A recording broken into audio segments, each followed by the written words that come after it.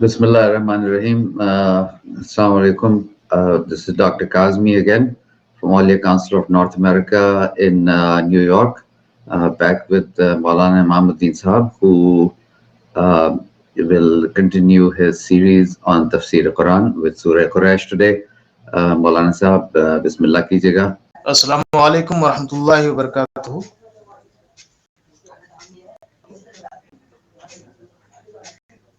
Bismillahir Rahmanir Rahim. لإلاف قريش إلافهم رحلة الشتاء والصيف فليعبدوا رب هذا البيت الذي أطعمهم من جوع وآمنهم من خوف.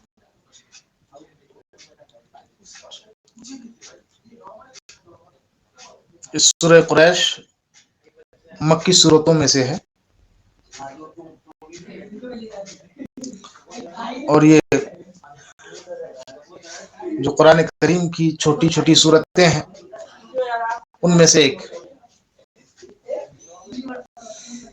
اس سورت کا نام قریش رکھنے کی وجہ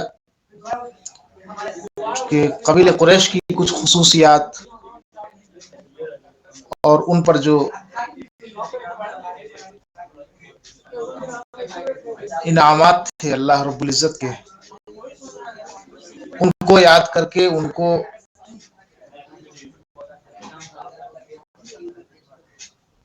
اللہ تبارک تعالیٰ نے اصل مقصد کی طرف انہیں مائل کیا تھا.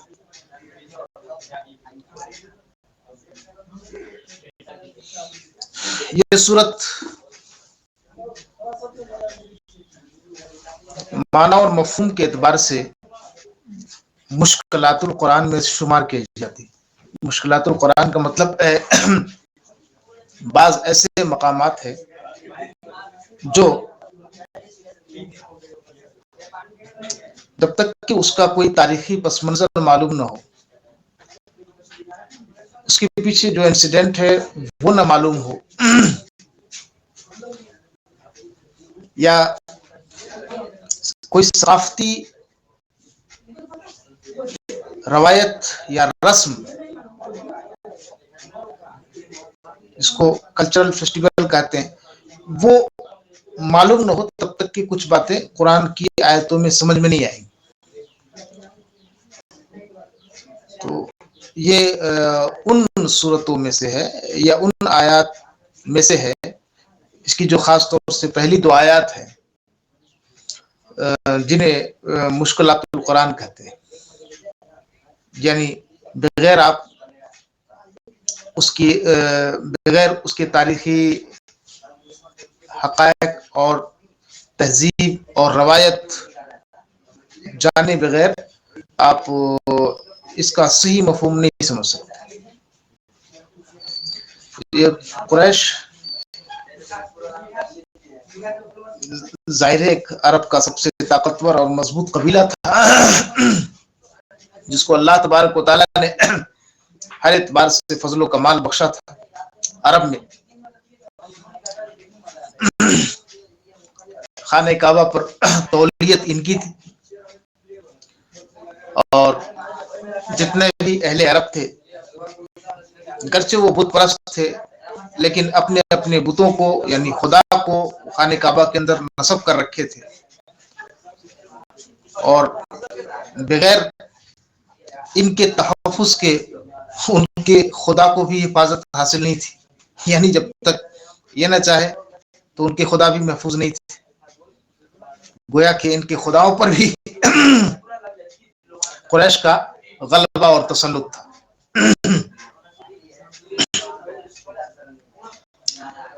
اس پس منظر میں دیکھا جائے تو یہ صورت ایک تاریخی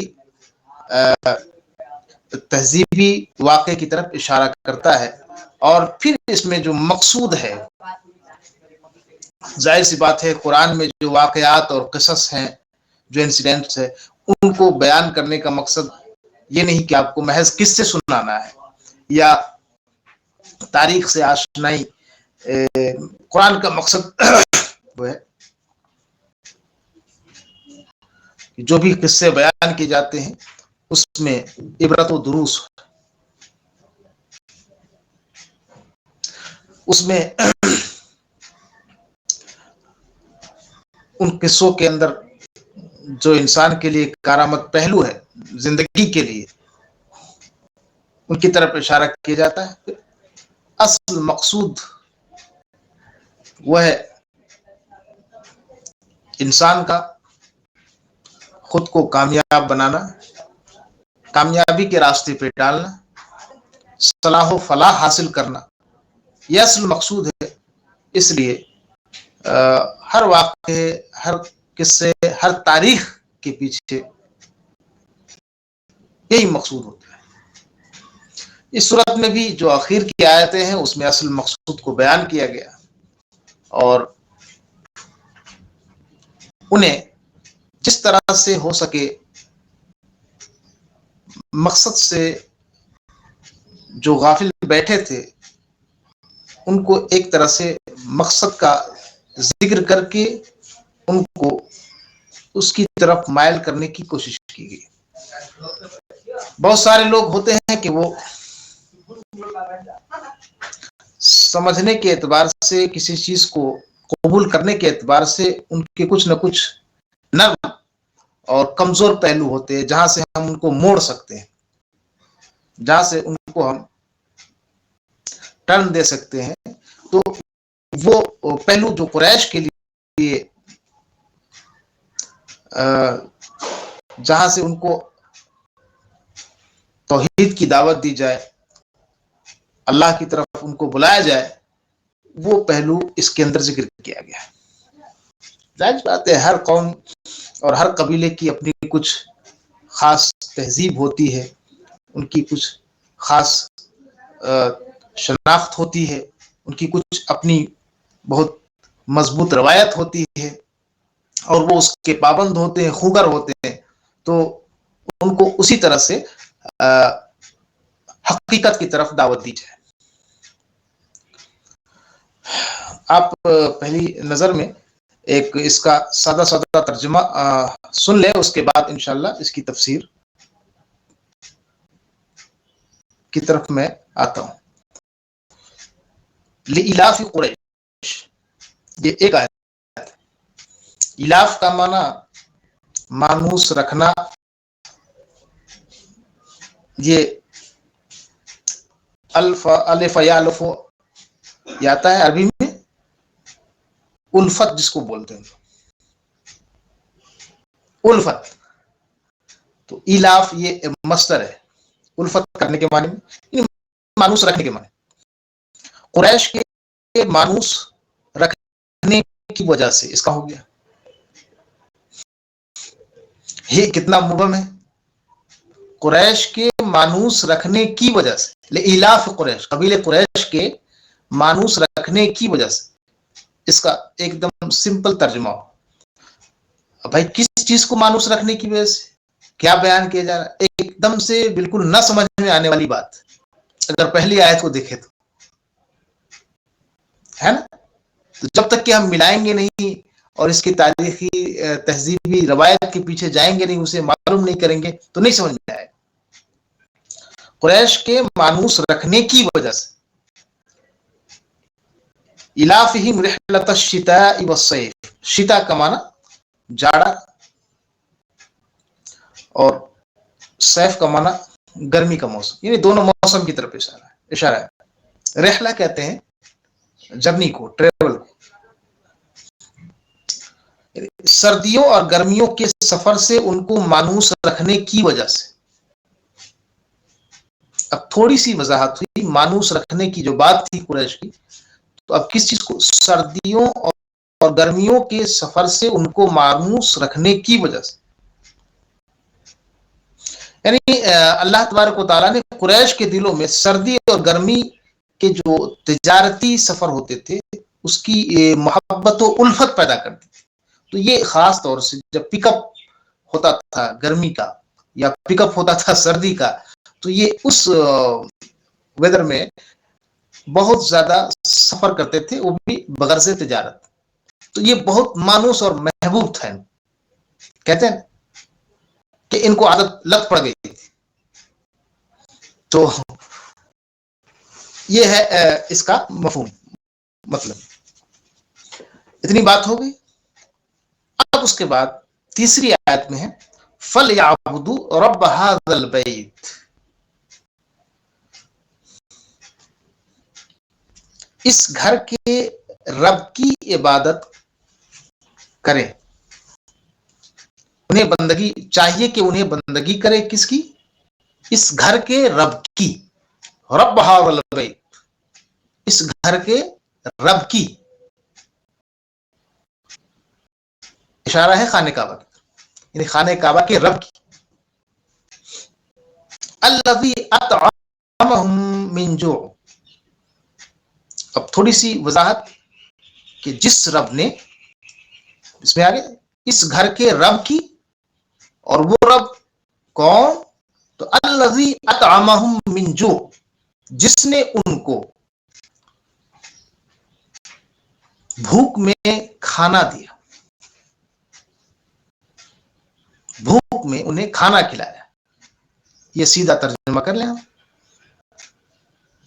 وَآمَنَهُم مِّنْ خَوْفٍ، اور انہیں خوف سے امن عطا کیا، ڈر سے انہیں محفوظ رکھا، امن و سکون دیا. کسی چیز کا خوف، ان کا اس کی دہشت، کسی چیز کا اندیشہ، ان سب چیزوں سے ان کو محفوظ اور مامون کر دیا اس رب نے. یہ ایک سیدھا سادہ ترجمہ. اب اس کے اجمالی مفہوم کی طرف جائے شارٹ کٹ میں، تو یہ ہوگا کہ اللہ رب العزت نے پہلی دو آیاتوں کے اندر یہ بیان کیا کہ قریش کی عادت، یا کہہ لیجیے ان کے کلچر میں تھا کہ وہ 2 مہینوں میں، گرمی اور جاڑے کے موسم میں تجارتی سفر کرتے تھے. اور وہ سفر ہوتا تھا یمن سے شام، یعنی فلسطین کی طرف، اور شام سے یمن کا. تھوڑا سا اب میں اس کے اس زمانے کے حالات اور اس زمانہ کا جو ایک جغرافیکل اور تجارتی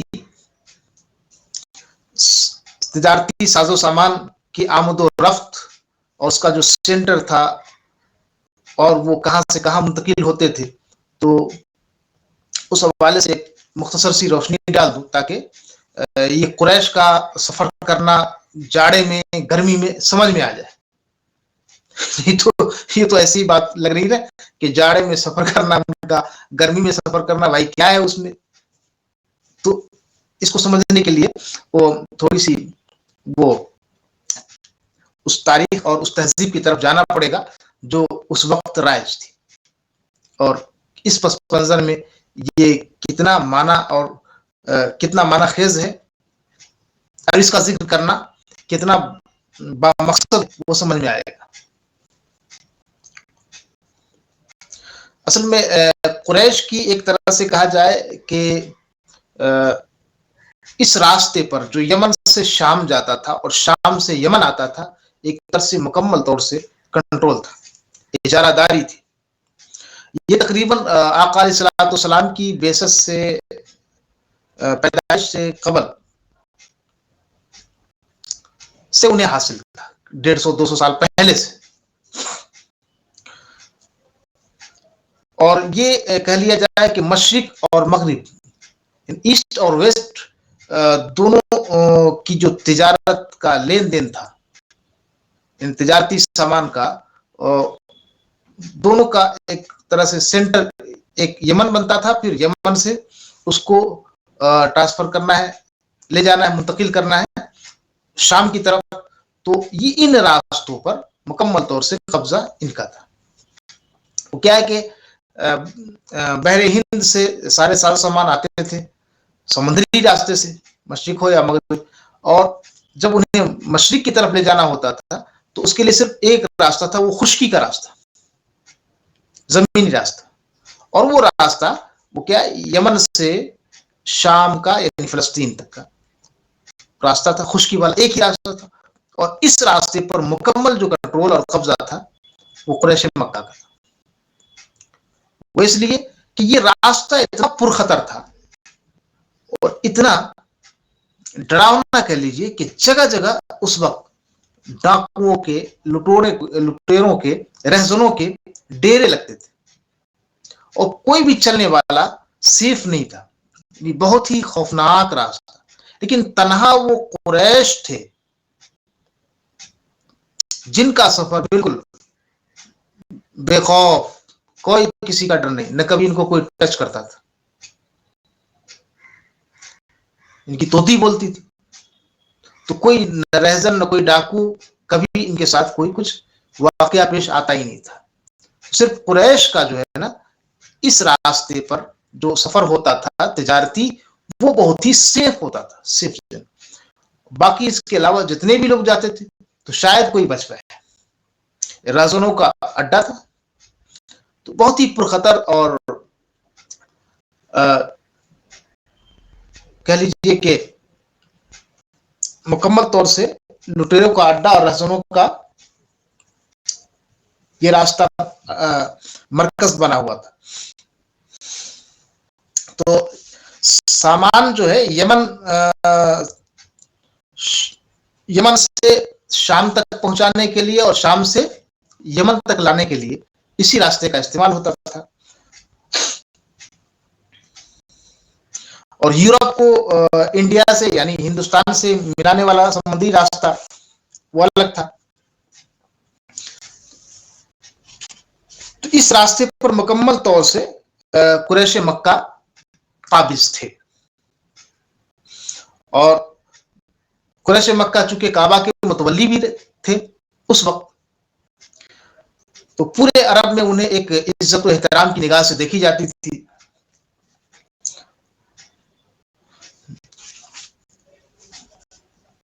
اور عرب کے تمام قبائل اپنے اپنے بت جو ہے اسی خانہ کعبہ کے اندر نصب کر رکھے تھے.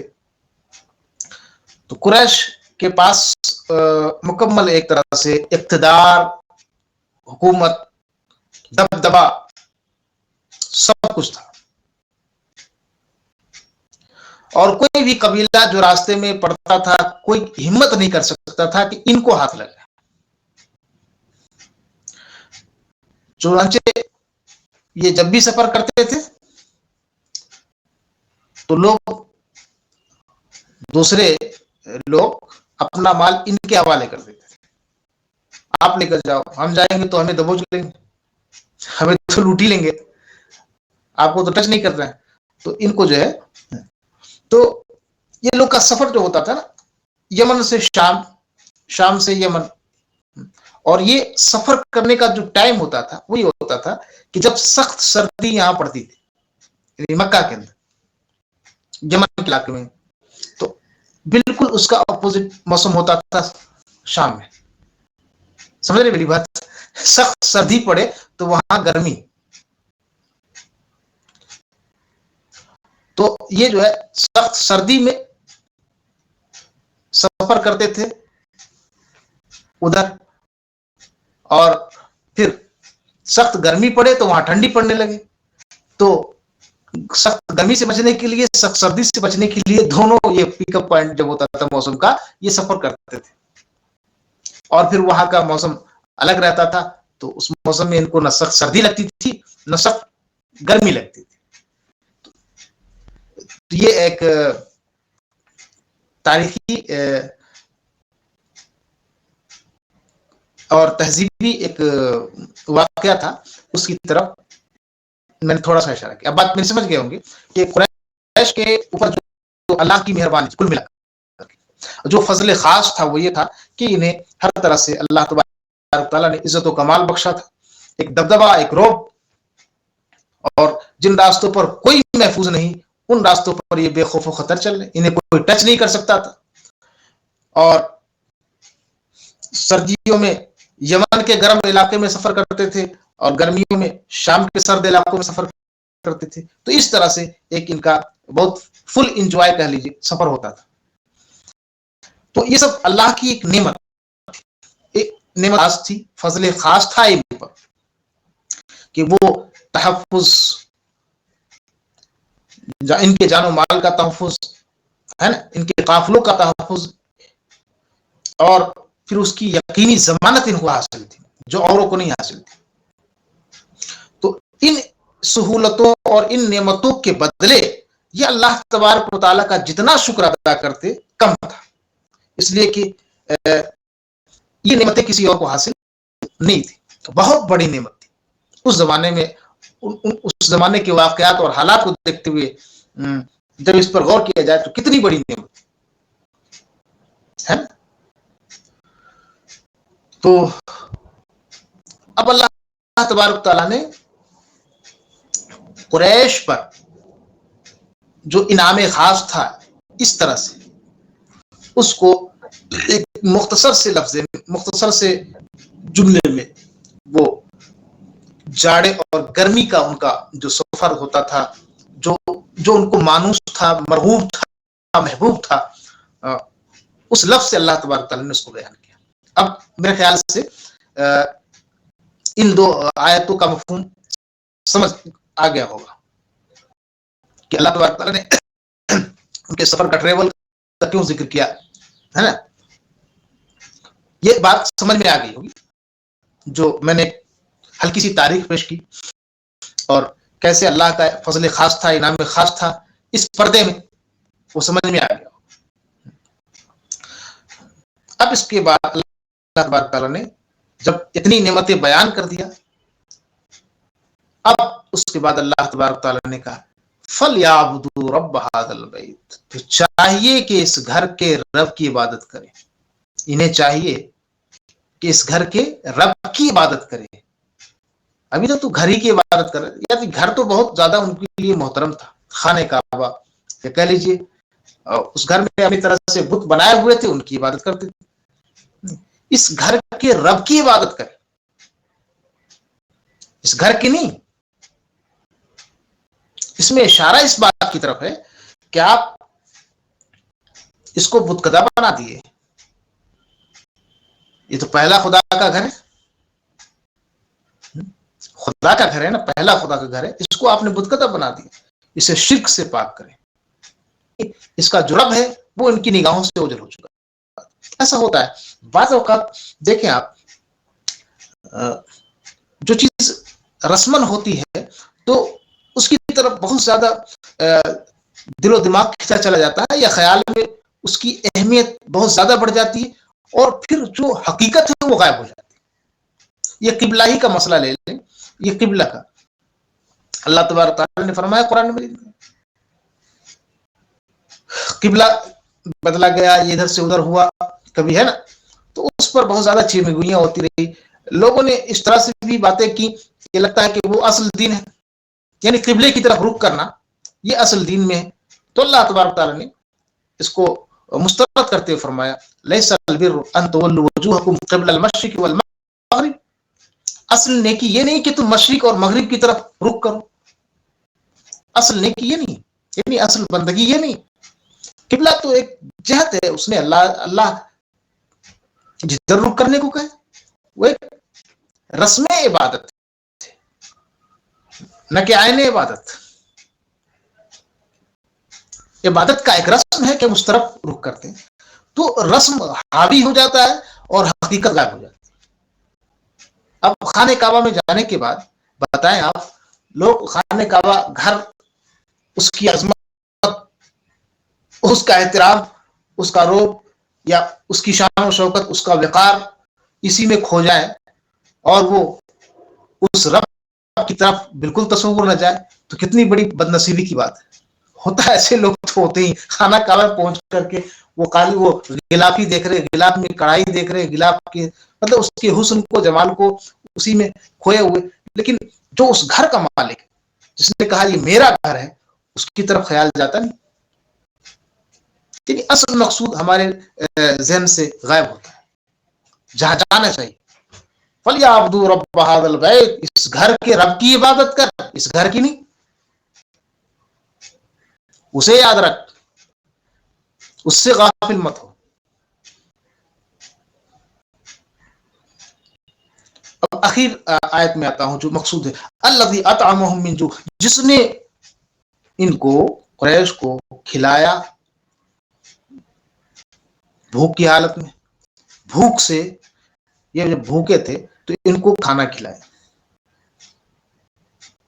یعنی فاقہ کشی سے ان کو محفوظ رکھا۔ انسان کی دو ضرورت ہے، ایک یہ ہے کہ اس کی بھوک یعنی اس کی جسمانی خواہش جو ہوتی ہے بھوک کی، اسے روزی ملتی رہے، اور دو بہت ایک دوسری ضرورت جو ہے اہم ہے، وہ چاہتا ہے انسان، ہر انسان فطرتاً وہ کیا ہے، امن پسند ہے۔ اس کی فطرت جو انسانی فطرت ہے، فطرت سلیمہ، اگر اس کی فطرت مسخ نہیں ہوئی، سالم ہے، اس کی فطرت بچی ہوئی ہے اس کے اندر، تو وہ فطرت تقاضا کرے گی، وہ امن ہی کا تقاضا کرے گی۔ وہ ہمارے آپ سب کے اندر کوئی بھی مذہب کا ہو انسان ہے تو، اور فطرت اس کی سالم ہے تو وہ صرف امن چاہتی ہے، وہ جنگ و جدال نہیں چاہتی، قتل و غارت گری نہیں چاہتی، خون خرابہ اس کو بالکل وحشت ہوتی ہے، نفرت ہوتی ہے۔ تو ہر انسان کی فطرت میں یہ دو بنیادی ضرورت ہے، ایک یہ کہ انہیں بھوک سے نجات حاصل ہو، یعنی اس کی روزی، کھانے پینے کا سامان اس کے لیے مہیا ہو، اور اسے جس جگہ بھی رہے وہ امن کے ساتھ رہے، مکمل طور سے ان کی حفاظت کو یقینی بنایا جائے، ان کی حفاظت کی ضمانت دی جائے، اور اس سے کسی ڈر اور خوف ہراس کے ماحول میں نہ رکھا جائے۔ اور یہ دونوں انسانی پوری عالم دنیا کے اندر پوری انسانی ضرورتوں میں سے، صرف یہ کہہ لیا جائے ایمانی ضرورت یعنی مسلمانوں کے لیے نہیں، یہ پوری انسانی ضرورتوں میں سے دو بنیادی ضرورت، جس کے لیے بہت ساری تنظیمیں، ادارے، فلاحی، رفاہی، یہ سب کام کرتے ہیں۔ یعنی ورلڈ وائڈ پہ آپ دیکھیں پوری دنیا کے اندر، چاہے وہ بین الاقوامی کیا بولتے ہیں اس کو، یونائٹڈ نیشن ہو یا یونیسیف ہو، جو بھی ہے ان چیزوں کو قائم کرنے کے لیے کام کر رہی ہے۔ پوری دنیا سرگرم رہتی ہے کہ کہیں پر بدامنی کا ماحول ہے، خوف و ہراس کا ماحول ہے، تو اسے وہاں پہ امن پیدا کیا جائے، ہے نا، لوگوں کی حفاظت کو یقینی بنایا جائے، ان کے جان و مال کی حفاظت کو یقینی بنایا جائے، اور اسے کسی بھی خوف اور ڈر سے بچایا جائے۔ اور دوسری چیز، جہاں بھوک مری کی حالت ہے، کھانے فاقہ کشی کی حالت ہے، جہاں غذائی اجناس ختم ہو رہے ہیں، یا ان کی مالی بحران کی وجہ سے، معاشی بحران کی وجہ سے وہاں لوگ بھوک سے مر رہے ہو یا بھوکے رہنے پر مجبور ہو، تو وہاں پر کھانے کی فراہمی اور ضروریات زندگی کو پہنچایا جائے، اس طرح کی تحریکیں، سرگرمیاں چلتی ہیں۔ اللہ رب العزت نے ان کو اس طرح مائل کر کے کہ دو جو بڑی ضرورت ہے، جس کے لیے انسان ہر جگہ تگدو کرتا ہے، اور جس کے لیے جو انسان کو بہت زیادہ مطلوب اور محبوب ہے، وہ ہم نے تمہیں دے دیا قریش کو۔ فقہ کشی کی نوبت نہیں آتی، رزق میں وسعت، کشادگی تم کو دے دیا، تجارت پر اس کی تولیت تھی، خانہ کعبہ پر اس کی تولیت تھی، تجارتی قافلے ان کے جاتے تھے اور کسی کے دوڑ نہیں سکتے تھے۔ اب کیا چاہیے تھا؟ بھوک سے نجات مل گئی، سارا سال بلا خوف و خطر، یمن سے شام، شام سے یمن، جن راستوں پر چلنا دوسروں کے لیے اپنی جان کو ہلاکت میں ڈالنے کے برابر تھا، ان راستوں پر بلا خوف و خطر دن دناتے پھر رہے، امن ملا ہی تھا خوف سے، ہے نا۔ تو یہ قریش پر اتنا بڑا انعام اللہ تبارک کیا تھا کہ انہیں دو اہم اور بنیادی ضرورت جو ہوتی ہے ہر انسان کی، اسے عطا کر دیا تھا۔ انہیں کہہ لیے کہ ایسے ہی مل گیا۔ اب اس حالت میں، اور یہ سب اللہ کی عطا تھی، ان کے اپنے کوئی کارنامے تو تھے نہیں جن کی وجہ سے ان کو کچھ دیا جائے، یہ سب اللہ کی عطا خاص تھی، فضل خاص تھا۔ اس لیے کہا گیا فَلْيَعْبُدُوا رَبَّ هَذَا الْبَيْتِ، کیوں نہیں اس گھر کے رب کی عبادت کرو، جس نے تمہیں بھوک مری سے بچایا، جس نے تمہیں خوف سے نجات دی۔ اب کیا چاہیے تمہیں؟ سب کچھ تو اس نے دے رکھا ہے، اب چاہیے کہ اس کی بندگی میں سر جھکاؤ, اس کی عبادت اور اس کے شکر میں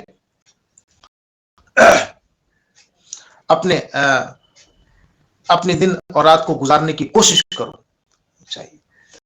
اس آیت میں ایک تصوف کا نقطہ یہ ہے کہ یہ اللہ رب العزت کی جو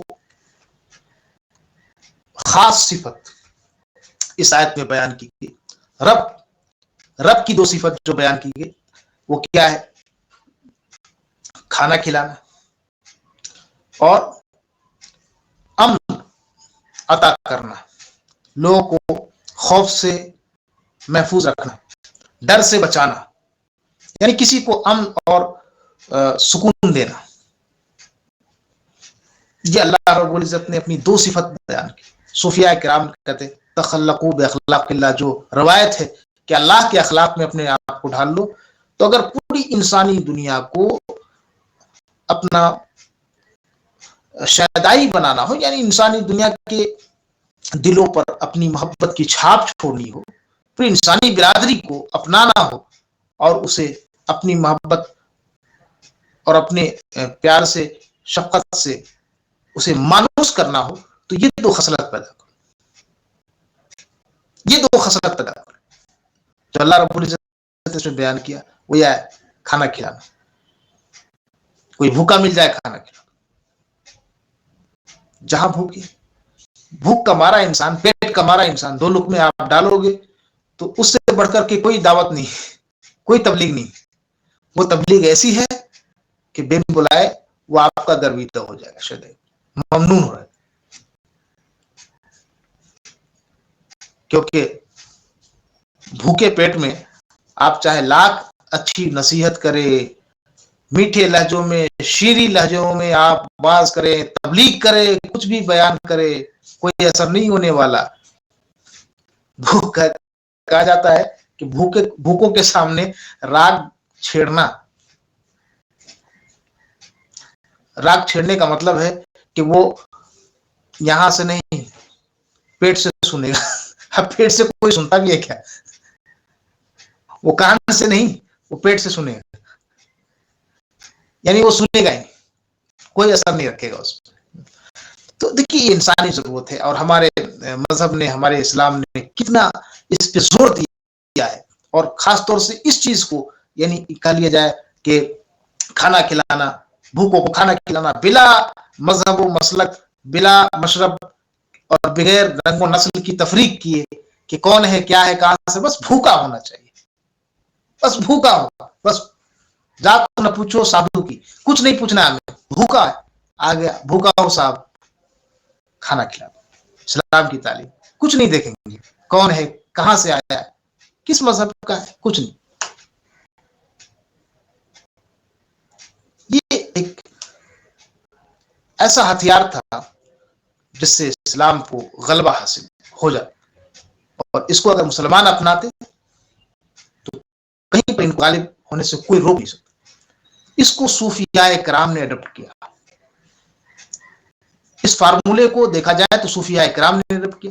چنانچہ ان کی خانقاہوں میں جو ابھی تک لنگر کا رواج ہے, جہاں ہندو, مسلم, سکھ, عیسائی, ہر مذہب کے لوگ بلا خوف کے, بلا روک ٹوک کے پہنچتے, کھاتے اس کے دسترخوان سے, یہ اس کی ایک مثال ہے. یہی وجہ ہے کہ صوفیاء کرام نے اسلام کی ترویج و اشاعت میں کتنا اہم کردار ادا کیا ہے, یہ ڈھکی چھپی بات نہیں. غیر مسلموں کو اسلام سے قریب لانے کے لیے جو ان کا طریقہ تبلیغ تھا, اس میں ایک لنگر بھی, جہاں ہزاروں بھوکے بغیر کسی کہہ لیا جائے آر کے اور شرم کے یا اپنے اوپر بوجھ محسوس کیے ہوئے کشادہ قلبی کے ساتھ ان کی خوان نعمت پر بیٹھتے تھے اور کھاتے تھے.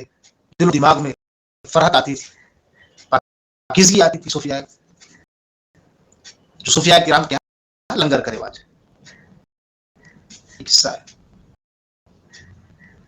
اور دوسری چیز ہے وہ ہے کہ امن پرووائڈ کرنا, پیس بانٹنا, جہاں تک ہو سکے اپنی ذات سے, اپنے معاشرے میں, اپنے ماحول میں, اپنی سوسائٹی میں، اپنے ملک میں امن قائم کرنے کی کوشش کریں. جہاں لوگ خوف و ہراس کے ماحول میں زندگی گزار رہے ہیں، ان کے خوف و ہراس کو ختم کیا جائے، ان کے ڈر کو ختم کیا جائے اور انہیں سکون کی زندگی دی جائے. آپ سکون بانٹیں گے، خود بھی پرسکون رہیں گے. لیکن کسی کا سکون غارت کریں گے تو آپ کبھی بھی یہ سوچے کہ میں پرسکون ہو کر سو جاؤں گا، ایسا ہو ہی نہیں سکتا ہے. زندگی بھر آپ بے چین ہوں گے. تو سکون اور امن دنیا والوں کو دینا ہے.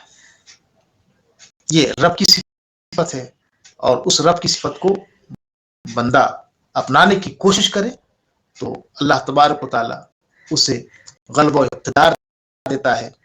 اللہ تبارک و تعالی اسے غالب کرتا ہے. اللہ تبارک و تعالی اسے عزت بخشتا ہے اور اس سے سربلند کرتا ہے. یہ بھی دیکھیں صوفیاء، یہ بھی صوفیاء کرام کا خاصہ رہا یہ کہ پیار محبت سب سے کر رہے ہیں. دشمن خواہ کیوں نہ ہو، سخت سے سخت بدخواہ حاسد کیوں نہ ہو، ان کو بھی محبت بانٹ رہے ہیں. ان کے لیے بھی نفرت کی گنجائش نہیں رکھ رہے ہیں. یا ایک کہہ لیجیے ایک خراب بولی کا بھی کبھی آپ نے سنا نہیں ہوگا. حضرت محبوب الہی کی ذات ہے، خواجہ غریب نواز کی ذات ہے، دیکھ لیں ان کے واقعات ملتے ہیں، کیسے کیسے دشمنوں سے کیسا کیسا سلوک کیا. جو گالیاں دیتے ان کیا کھانے بھجوا رہے، نذرانے بھجوا رہے، جو برا بھلا کہتے تھے ان کو دعائیں دے رہے ہیں. ایک امن اور پوری دنیا کو پیس بانٹ رہے ہیں اور سکھا رہے ہیں اس طرح سے زندگی جیے. کسی کے لیے تم نہ زحمت بنو، نہ تمہارے لیے کوئی زحمت بنے. اس کے لیے پہلے ضروری ہے کہ خود اپنی ذات سے امن پیدا کرو. تمہاری سوچ میں، خیال میں جتنا امن ہوگا اتنا ہی وہ باہر بھی ظاہر ہوگا، اس کا اثر بھی باہر ہوگا. یہی اگر ظالمانہ سوچ ہے، غاصبانہ سوچ ہے، بدنیتی ہے تو فساد تو ظاہر ہو. اس ساری دنیا کے اندر جو افراتفری کا ماحول چل رہا ہے اور انسانی جانوں کا احترام بالکل اٹھ چکا ہے، قتل و غارت گری کا بازار کر رہا ہے، اس کی وجہ یہ ہے کہ یہ انسان نہیں، انسان صفت یہ درندے ہیں جن کے ذہن و دماغ میں کچھ بھی انسانیت باقی نہیں رہی. یہ چاہتے نہیں کہ دنیا کے اندر امن پیدا ہو، چاہتے نہیں کہ دنیا امن کا گہوارہ بنے، سکون کا گہوارہ بنے، جہاں انسان سکون کی سانس لے کر کے دوپہر 2 گھڑی سکون کی نیند سو سکے. وہ امن کے ماحول میں زندگی گزارے اور ہر طرح سے وہ آفت و مصیبت سے بچے رہے. یہ چاہتے نہیں، یہ چاہتے تو ایسا ہوتا ہی نہیں. جتنے نہ چاہنے والے کرتے یہ نام لیں گے کہ ہم یہ سب کر رہے ہیں، ہم بدامنی پھیلانے والوں کو ختم کرنے کے لیے، بدامنی پھیلانے والوں کے خاتمے کے نام پر یہ کون سا امن قائم کرنے رہے؟ یہ تو میری سمجھ سے باہر. نام تو لیں گے کہ ہم امن پھیلانے کے لیے کر رہے ہیں، بدامنی جو پھیلاتے ہیں ہم ان کا خاتمہ کر رہے ہیں. یہ تو طریقہ غلط ہے بالکل. ہمیں چاہیے اہل اسلام کو کہ پوری انسانی برادری کے سامنے ہم اپنا 2 کردار پیش کریں، وہ جو قرآن نے بیان کیا سورہ قریش کے اندر. اللہ تبارک تعالیٰ سے دعا ہے کہ ہم سب کو ان باتوں پر عمل کرنے کی توفیق عطا کرے. السلام علیکم ورحمۃ اللہ. ناظرین، ابھی آپ نے مولانا امام الدین صاحب کا بیان سنا، تفسیر کا بیان سورہ قریش کے بارے میں، جس میں انہوں نے بہت ہی خوبصورت طرح سے ہمیں بتایا کہ خدا اس صورت میں ساری انسانیت سے کہہ رہا ہے کہ اس نے ہم کو طرح طرح کی نعمتیں دی، اور ان میں سب سے جو بڑی نعمتیں ہیں وہ ہے امن اور ذریعہ معاش. اب یہ ایک طرح کی امانت خدا نے دی ہوئی ہے، اور اگر ہم ان دونوں چیزوں کو مینٹین نہیں کر رہے اپنے معاشرے میں تو ہم خدا کے حکم کو جھٹلا رہے ہیں اور اس کی امانت میں ایک طرح سے خیانت کر رہے ہیں. دیکھ لیجئے کہ اس وقت ساری اسلامی ممالک میں امن بھی جو ہے وہ کویسچنیبل ہے، اور ذریعہ معاش جو ہے اس کے لیے ہم ساری دنیا میں بھاگتے پھر رہے ہیں. تو اس طرح سے ہم خدا کا حکم جو ہے اس آیت میں جو اس صورت میں جو دیا ہوا ہے اس کو ایک طرح سے ہم اس کی تعمیل نہیں کر رہے ہیں. تو امن کو مینٹین کرنا اور ذریعہ معاش کو ہر ایک کے لیے پرووائڈ کرنا، ہر ایک کی ضروریات کا خیال رکھنا، ہر ایک کے سسٹیننس کا خیال رکھنا، یہ ہماری دینی اور معاشرتی ذمہ داری ہے ہم سب کی. ناظرین بہت بہت شکریہ، آپ نے ہمارا یہ تفسیر کا پروگرام دیکھا. ہم سے جڑے رہیے، ہمیں موقع دیجیے کہ ہم اس سلسلے کو جاری رکھیں، اور ہمارے چینل کو سبسکرائب کیجیے، اور انشاءاللہ اگلے ہفتے پھر ہم حاضر ہوں گے. خدا حافظ.